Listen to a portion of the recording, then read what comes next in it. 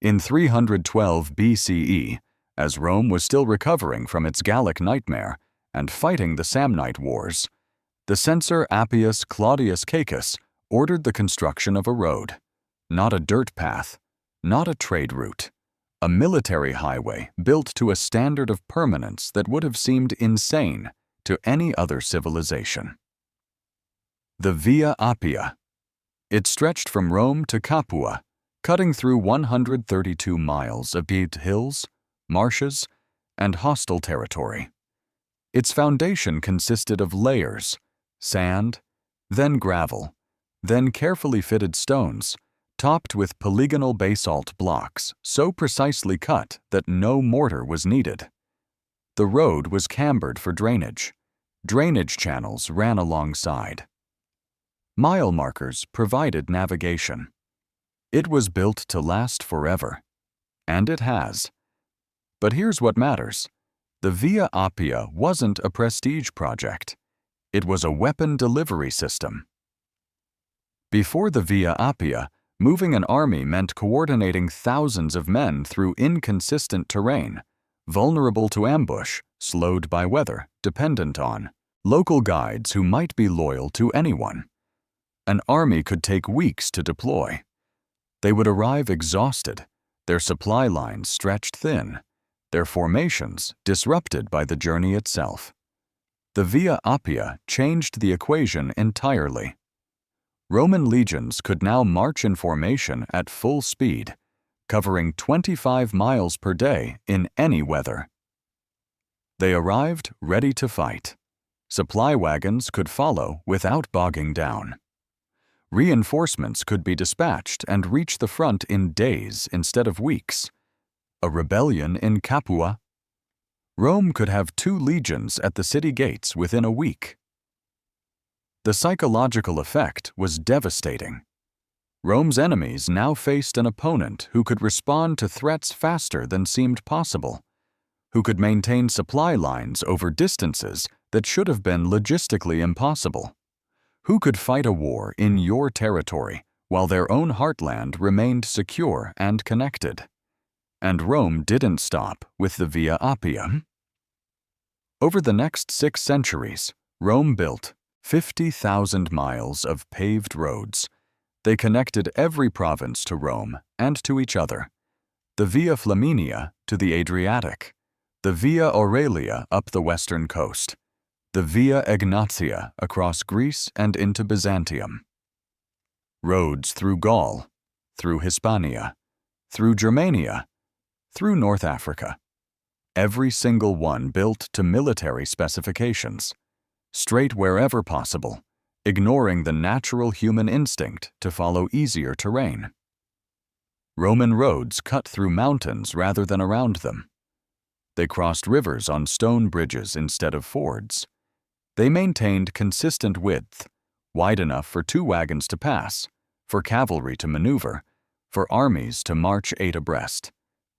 These weren't just transportation infrastructure. They were force multipliers. Consider the mathematics of it. A Roman army without roads might take a month to march from Rome to the Rhine frontier, arriving exhausted and depleted. With the road network, the same journey took 2 weeks, and the soldiers arrived fresh. That meant Rome could maintain garrisons at half strength and reinforce them rapidly in crisis. It meant a smaller standing army could control a larger territory. It meant revolts could be crushed before they gained momentum. The roads also created something more insidious: economic dependency. Merchants used the roads. Trade flowed along them. Cities grew at the intersections. Provincial elites built their villas near them. Within a generation, the roads became indispensable to daily life, which meant that even after a province was conquered, even after the legions moved on, the infrastructure remained, a permanent reminder of Roman power, and a permanent temptation to remain integrated into the system. Destroying a road was possible, but pointless. The expertise to rebuild it rested in Rome. The economic cost of losing it fell on the local population. so the roads stayed. And as they stayed, they bound the conquered territories to Rome more effectively than any garrison. By the time Augustus reorganized the road network in the 1st century CE, you could travel from Hadrian's Wall in northern Britain to the Euphrates River and never leave a Roman road. The same milestones, the same width, the same drainage system, the same postal stations every 20 miles. An empire connected by infrastructure becomes very difficult to break apart. The Roman legion stopped for the night. Within minutes, the organized chaos began. Officers marked out a rectangular perimeter, exactly the same dimensions every time. Soldiers dropped their packs and grabbed their entrenching tools. Ditches were dug. Ramparts raised. Stakes planted. Tents erected in identical positions. Gates placed at the cardinal points. Streets laid out in a grid. In 6 hours or less, 5,000 men would construct a fortified camp indistinguishable from the one they built the night before and the one they would build tomorrow night. Same layout, same defenses, same gate positions. This was the castra, and it was brilliant for reasons that go far beyond simple defense. First, the standardization. Every Roman soldier knew exactly where his tent would be, where the latrines were, where the command tent stood, where the supplies were stored, where the assembly point was located. If you were transferred from a legion in Germania to a legion in Syria, your first night in camp would feel exactly the same. No confusion, no learning curve, just the muscle memory of repetition. This had combat implications that terrified Rome's enemies. Imagine attacking a Roman camp at night. You breach the outer defenses, impressive work. But now you're inside an unfamiliar fortification in the dark, facing defenders who know every street, every corner, every sight line. They can reinforce positions without thinking. They can navigate by feel. You're stumbling around in enemy territory that was quite literally built yesterday, but feels to them like home. The Romans almost never lost a night battle in their own camp. Second, the psychological dominance. Building a complete fortification every single night, regardless of whether the enemy was miles away or visible on the horizon, sent a message. It said, "We are so disciplined, so organized, so confident in our system that we will spend 6 hours building defenses we might not need, and we will do it again tomorrow." For a tribal warrior watching Roman legions march into his territory, the sight of them stopping and immediately constructing a small city was utterly demoralizing. These weren't raiders. They weren't an invading army in the traditional sense. They were a mobile state apparatus that brought Roman civilization with them wherever they went. Even in hostile territory, even surrounded by enemies, the Romans slept behind walls. Third, the strategic flexibility. Because every camp followed the same template, Roman commanders could make decisions with unprecedented speed. Need to reinforce the eastern gate? Send 2 cohorts. They'll know exactly where to go. Need to evacuate civilians into the camp? The designated area is always in the same location. Need to coordinate with another legion? Your camp layout matches theirs. This standardization also meant the camps could be abandoned and reoccupied. A legion might march through Gaul, building a camp each night, then return months later to find the earthwork still there, ready to be refortified. Over time, some of these temporary camps became permanent. Ditches were deepened. Ramparts were faced with stone. Wooden gates became iron. Tents were replaced with barracks. Many of Rome's greatest cities began as legionary camps. Cologne, Vienna, Budapest, Chester, Strasbourg. The grid layout of the original castra is still visible in their modern street plans. But here's the deeper strategic genius. The castra system meant Roman armies didn't need to control cities to control territory. They could march into the wilderness and create their own fortified positions wherever they chose. They didn't need to besiege enemy strongholds and hope their supply lines held. They could build a fortress outside your walls and starve you out while living comfortably behind their own defenses. This capability transformed Roman warfare from a series of pitched battles into a grinding, methodical process of territorial control. You couldn't outlast Rome. You couldn't avoid them. You couldn't catch them unprepared. Every night, they reset to a position of strength. And when Rome decided to make an occupation permanent, those temporary camps became permanent forts. The frontier of the empire was lined with them.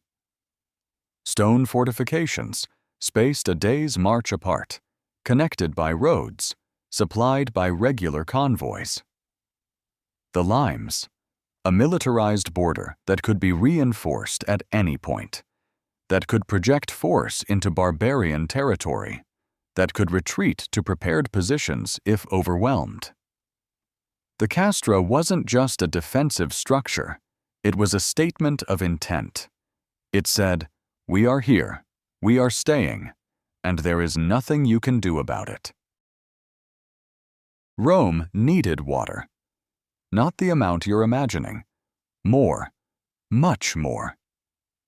At the height of the empire, 11 aqueducts delivered over 300 million gallons of fresh water into Rome every single day.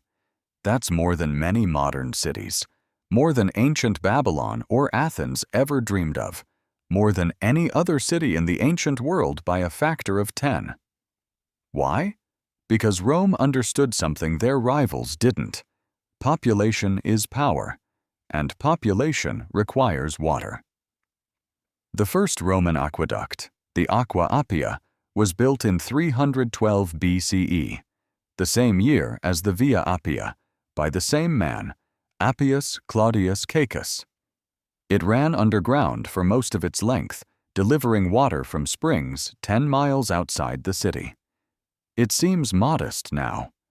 It was revolutionary then. Before the aqueducts, cities were limited by their local water sources, rivers, wells, cisterns that collected rainwater. This created a hard cap on urban population. When you ran out of water, you ran out of city. Growth meant sprawling, outward to new water sources, which meant vulnerability, which meant most cities stayed small. Rome broke that constraint. The aqueducts didn't just supply drinking water. They supplied water for public baths, massive complexes where Romans socialized, conducted business, and absorbed the cultural norms that held the empire together. They supplied water for fountains and nymphea, which served as both decoration and propaganda, constant reminders of Rome's ability to bend nature to its will. They supplied water for public toilets, creating sanitation infrastructure that wouldn't be matched again until the 19th century. And they supplied water for industry. Mills powered by aqueduct water ground grain. Tanneries used it to process leather. Fullers used it to clean cloth. Construction crews used it to mix concrete.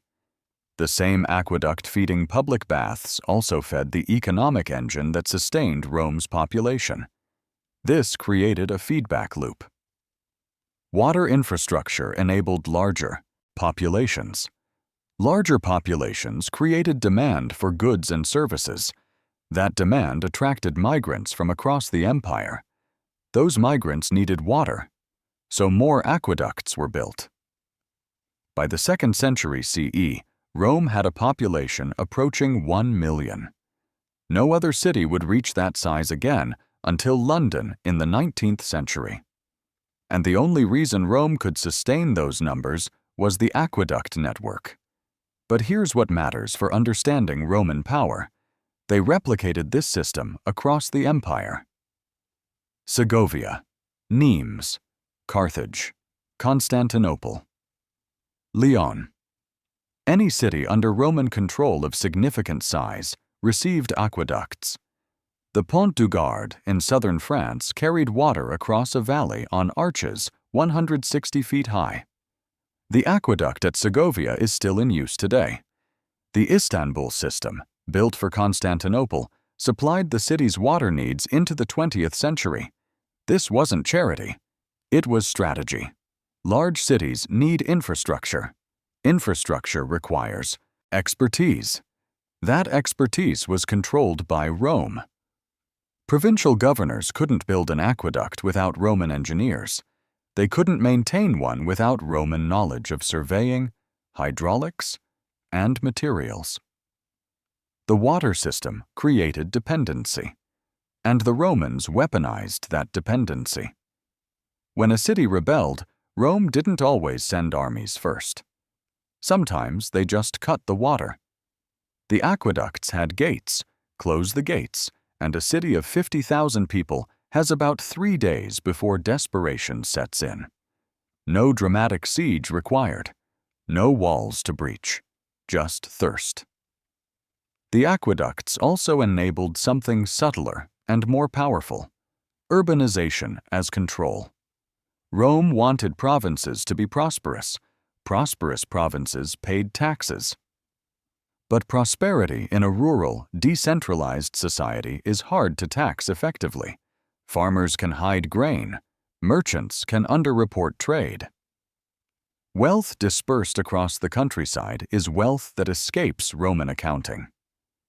But wealth concentrated in cities, that's easy to tax. The aqueducts made large cities possible. Large cities attracted commerce. Commerce generated taxable activity. Urban populations depended on imported grain, which Rome controlled. Urban elites depended on Roman political appointments and legal frameworks. Urbanization turned conquered populations into stakeholders in the Roman system, and the cities themselves became targets too valuable to destroy. If you're a tribal leader considering rebellion, burning a Roman city means destroying your own infrastructure. The baths your people use, the grain markets that feed them, the water system that keeps them alive. Revolution becomes less appealing when it means dismantling the systems your population depends on. The aqueducts weren't just engineering marvels. They were tools of permanent occupation, creating physical and economic structures that made independence increasingly unthinkable. An army marches on its stomach.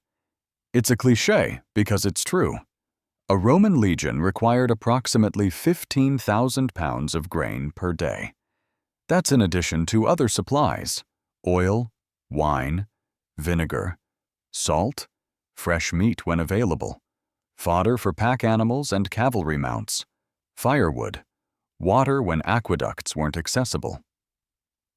The mathematics are brutal.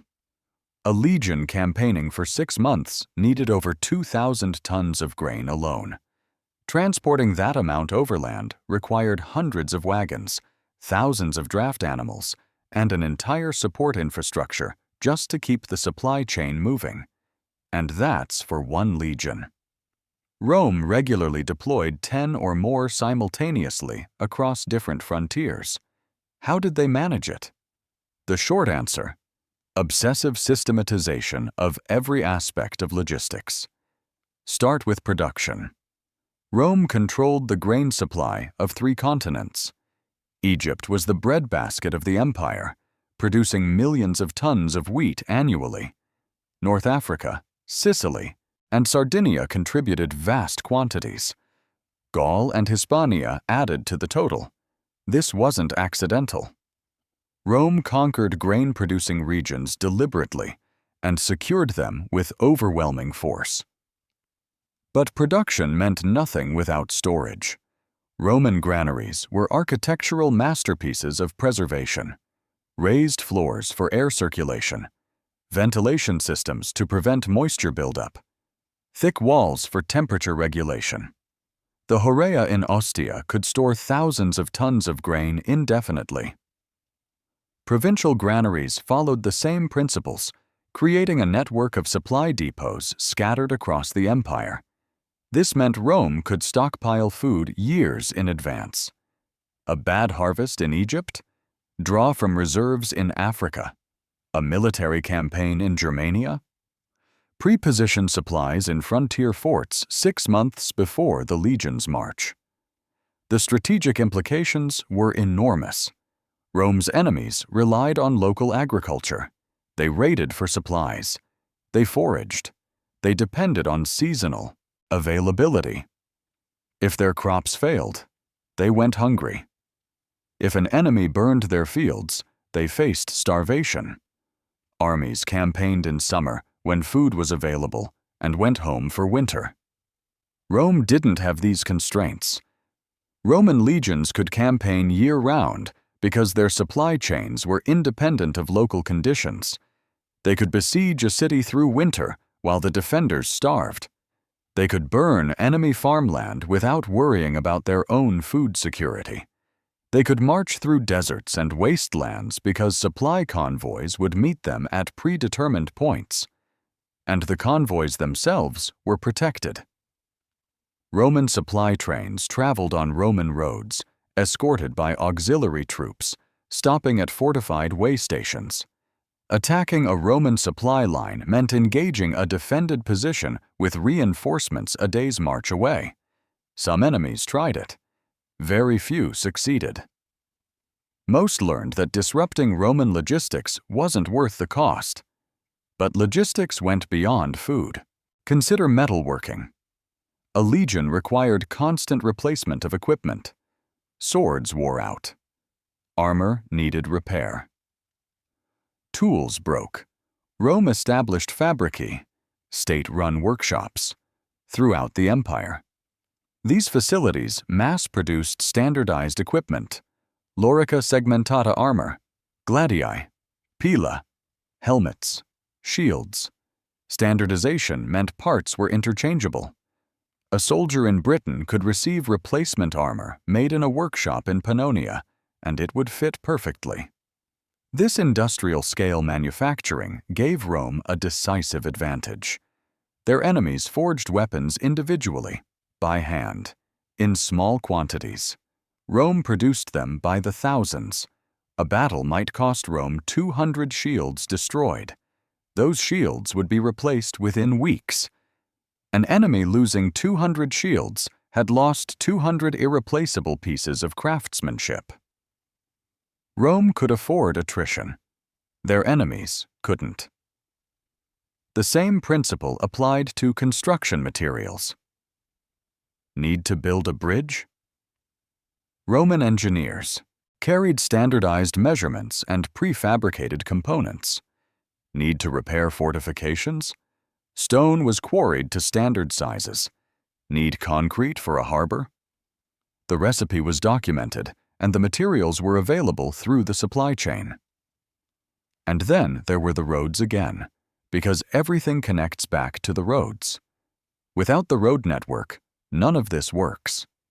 You can stockpile grain, but if you can't transport it efficiently, it rots in the warehouse. You can manufacture armor, but if you can't distribute it, your soldiers fight unequipped. You can plan campaigns, but if you can't move armies quickly, your enemies see you coming months in advance. The roads turned theoretical logistics into practical reality. A supply convoy leaving Rome could reach the Rhine frontier in 3 weeks. The same journey cross-country would take 2 months, assuming it arrived at all. Speed meant fresher food, faster equipment replacement, quicker reinforcement. It meant Roman armies could operate at the end of supply lines that stretched hundreds of miles and still maintain combat effectiveness. This is why Rome won wars of attrition. Not because their soldiers were better, though they often were. Not because their generals were brilliant, though some were. But because when 2 armies of equal skill fought, and the campaign dragged on for months, Rome's supply chain didn't collapse. Their enemies did. Victory went to whoever could still field an army when winter came. Roman concrete structures stand today: the Pantheon, the Colosseum, the Baths of Caracalla, aqueduct arches spanning valleys, harbor breakwaters still protecting ports, 2,000-year-old buildings that outlasted the empire itself, that survived barbarian invasions and medieval neglect and modern wars. Medieval castles built 1,000 years after Rome crumble into ruins. Roman structures endure. Why? The answer is opus caementitium, Roman concrete, and it represents one of the most significant technological achievements in military history. The recipe seems simple: lime, volcanic ash, aggregate, water. Mix them together, pour them into wooden forms, and wait for the chemical reaction that binds them into stone. The Romans didn't fully understand the chemistry. That would take 2 millennia. But they perfected the application through relentless experimentation. The volcanic ash was the key. Pozzolana, from deposits near Mount Vesuvius and other volcanic regions, reacted with lime to create a hydraulic cement. Unlike normal lime mortar, which requires air to cure, hydraulic cement sets underwater and actually grows stronger with moisture exposure. This changed everything. Suddenly, Rome could build harbors, real harbors, with permanent breakwaters and quays in any coastal location. Before Roman concrete, harbor construction was limited to natural formations or crude wooden structures that rotted within decades. Rome built artificial harbors that lasted centuries.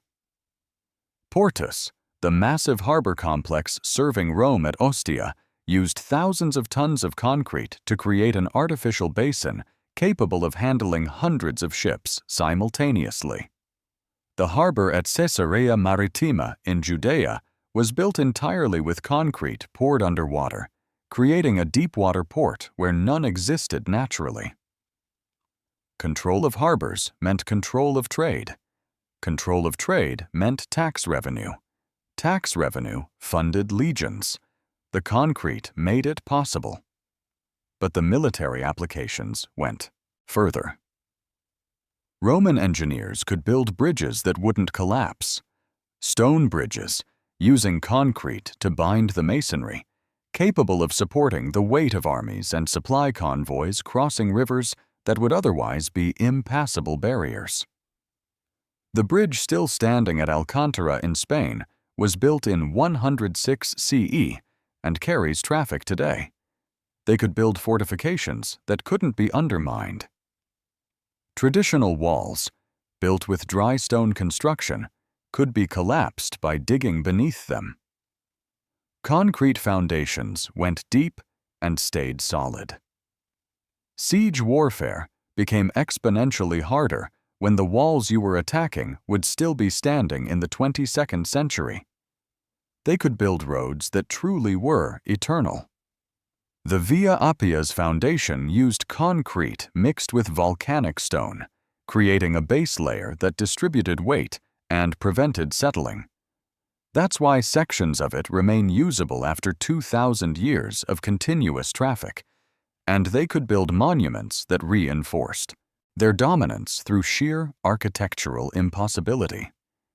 The Pantheon's dome, still the largest unreinforced concrete dome in the world, was built in 126 CE.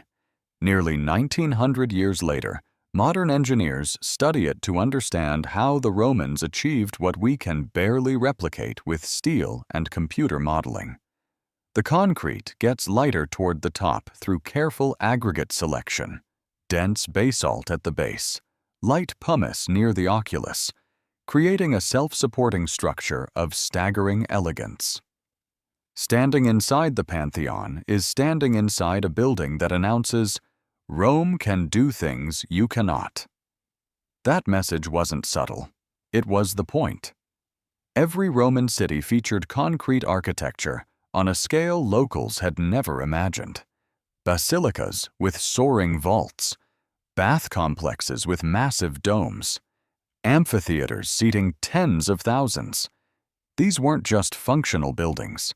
They were propaganda in stone, daily reminders that Rome possessed knowledge and capabilities beyond reach, and the knowledge was closely held. Roman engineers were trained in specialized schools. The techniques were documented in texts like Vitruvius's De Architectura, but the practical application required years of apprenticeship. A provincial governor couldn't simply hire local craftsmen to build Roman-quality infrastructure. He needed Roman expertise. This created another dependency. Want concrete architecture? Accept Roman administration. Want permanent harbors? Accept Roman trade regulations. Want buildings that will last? Accept Roman cultural dominance.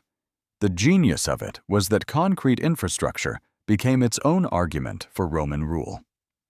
A conquered city receiving a Roman bath complex, complete with heated pools, might resent the occupation. But they'd use the baths. They'd come to depend on them. And when they looked at what their own pre-Roman architecture could achieve versus what Roman engineering delivered, the comparison made resistance seem futile. Why fight an empire that can build the Colosseum? And the durability meant the message outlasted the empire itself. Rome fell in the West in 476 CE. The buildings stayed. For 1,000 years, medieval Europeans lived among Roman ruins they couldn't replicate, physical proof that the ancients had achieved something beyond modern capability. That psychological impact, the sense that Rome represented a lost peak of civilization, shaped European culture for centuries. It's still shaping it. People still make pilgrimages to see the Pantheon. Concrete gave Rome something more powerful than military victories. It gave them permanence, the ability to leave structures that would testify to their power long after the legions marched home. None of this worked in isolation. That's the crucial insight. The roads alone wouldn't have created an empire. The camps alone wouldn't have held it. The aqueducts, the concrete, the logistics, individually impressive, collectively transformative, because they reinforced each other. Start with a legion marching into newly conquered territory. They use the roads to get there quickly. They build a castra for security. The camp becomes a permanent fort. The fort needs supplies, so roads are extended to connect it to the supply network. The garrison needs water, so an aqueduct is built. The aqueduct enables a settlement to grow around the fort. The settlement needs infrastructure, so Roman engineers arrive with concrete. The concrete structures attract more settlers. The settlers need governance, so Roman administration expands. Administration requires taxation, which requires economic activity, which requires more roads for trade. The system feeds itself. Each piece of infrastructure lowered the cost of adding more infrastructure. Roads made it cheaper to transport materials for aqueducts. Aqueducts enabled larger construction projects. Concrete made permanent structures affordable. Permanent structures justified extending road networks. Round and round, and every iteration made the province more integrated into the empire. This is why revolts became increasingly rare over time. Early conquests faced constant rebellions. See Britain, see Gaul, see Germania. But after a century of Roman infrastructure development, rebellion meant destroying your own prosperity. The roads you used for trade, the aqueducts supplying your city, the concrete buildings housing your businesses, the granaries feeding your population. Roman infrastructure transformed occupied territories into invested territories. Consider the choices facing a provincial governor contemplating independence. You'd need to maintain the roads. But Roman roads require specialized knowledge and materials. Let them decay, and your trade collapses. Operate the aqueducts. But the engineering is complex, and the source territories might be controlled by Rome-loyal regions. Cut off from expertise, your city's water supply fails. Continue construction. But concrete requires pozzolana from specific volcanic regions, and the recipe is controlled knowledge. Without it, you're back to primitive building techniques. Supply your armies. But the logistics network depends on roads, granaries, and supply chains spanning the former empire. Break away, and you're isolated. Independence starts looking less like freedom and more like civilizational suicide. The brilliance was that Rome created conditions where collaboration became the rational choice, and the infrastructure network created surprising emergent properties. Provincial elites, educated in Rome, building villas near Roman roads, using aqueduct water and concrete construction, had more in common with Roman senators than with their own rural populations. A merchant in Gaul, trading with a merchant in Syria via Roman roads, developed shared interests with someone 1,000 miles away. Soldiers recruited from Iberia, serving in legions in Britannia, retired in colonies in Pannonia. The infrastructure didn't just connect places, it connected people. This is how Rome transformed from a city-state into a genuine civilization. Not through cultural imperialism, Rome was remarkably tolerant of local customs, but through material integration. The infrastructure network created economic incentives for cooperation, practical dependencies that made separation unthinkable, and a shared Roman identity based not on ethnicity, but on participation in the system. You became Roman by using Roman roads, by drinking from Roman aqueducts, by living in cities built with Roman concrete. The infrastructure was the civilization. And when the Western Empire finally collapsed in the 5th century, the infrastructure initially survived the political structure. The roads continued to function. The aqueducts kept flowing. The concrete buildings stood. For a time, life in the former provinces continued almost normally because the physical systems that sustained daily life remained operational. What ultimately killed the Western Empire wasn't military defeat. Barbarian invasions certainly contributed, but the empire had survived those before. What killed it was the eventual failure of the infrastructure network. When the roads weren't maintained, trade collapsed. When aqueducts failed, cities shrank. When concrete knowledge was lost, construction regressed to primitive methods. When the logistics network fractured, armies couldn't be supplied. The empire didn't fall, and then the infrastructure crumbled. The infrastructure crumbled, and then the empire fell. Because Rome was its infrastructure, the two were inseparable. The legions could be defeated, the emperors could be deposed, the Senate could be dissolved, but as long as the roads connected the provinces and the aqueducts flowed, and the concrete structures stood, Rome persisted. The network was the empire. 2,000 years later, we still drive on Roman roads. The Via Appia is a tourist attraction, but it's also a functional highway. Parts of the Via Aurelia are incorporated into modern Italian Route 1. The Via Egnatia forms the basis for highways across Greece and Albania. The street grid of Barcelona follows the layout of the Roman castra that became the city.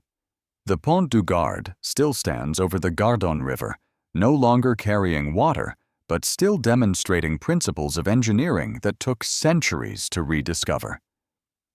Rome fell. The infrastructure endured. This reveals something uncomfortable about the nature of power. Military conquest is dramatic but temporary. Soldiers march in. Soldiers march out. Empires rise and fall. But infrastructure is permanent. It shapes how people live, how they trade, how they think about space and distance and possibility. Rome didn't conquer the world with swords. They conquered it with surveying tools and concrete mixers and a obsessive commitment to standardization. They made their occupation indispensable, not through force, but through systematic improvement of material conditions. They turned rebellion from a political choice into an economic catastrophe. Modern empires have learned this lesson well. Look at infrastructure investment as foreign policy. Look at economic integration as a tool of control. Look at how dependency on trade networks, financial systems, and technological platforms creates power that doesn't require armies to maintain. Rome would recognize the strategy immediately. The empire that built 50,000 miles of roads understood something we're still grappling with. The most effective way to control people isn't to threaten them. It's to make their prosperity depend on you, to weave yourself so thoroughly into the fabric of daily life that independence becomes unthinkable. Rome's roads still carry traffic. Their aqueducts still inspire awe. Their concrete still defies decay. These aren't quaint relics. They're proof that infrastructure outlasts ideology, that material systems outlast political structures, that the empire built on roads and water and concrete achieved something far more permanent than the empire built on legions. The lesson is simple and terrifying. If you want to conquer the world, don't bring an army. Bring engineers.